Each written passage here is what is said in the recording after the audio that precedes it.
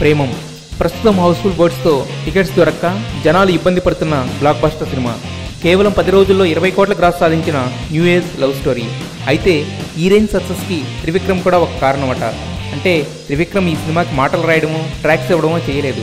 కాకపోతే సినిమా తెలుగులో తీయాలని ఫిక్స్ అయినప్పుడు మలయాళ వర్షన్లా పొయిటిక్గా తీస్తే మన వాళ్ళకి నచ్చొచ్చు నచ్చకపోవచ్చు, బట్ ఫీల్ని పట్టుకుని నేటివిటీ పరంగా చేంజెస్ చేస్తే సక్సెస్ అవుతుందని చెప్పారట. అంతేకాకుండా నేను చేసిన నువ్వే కావాలి కూడా మలయాళ సినిమాని నేటివిటీ చేంజెస్ వల్ల బ్లాక్ బస్టర్ అయిందని ధైర్యం చెప్పారట.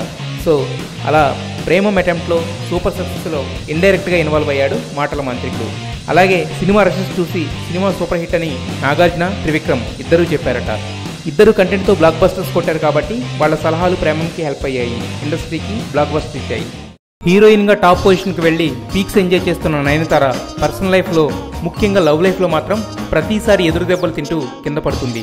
అందుకే ఈసారి లవ్ అఫైర్ స్టార్ట్ చేసినా దాన్ని కంటిన్యూ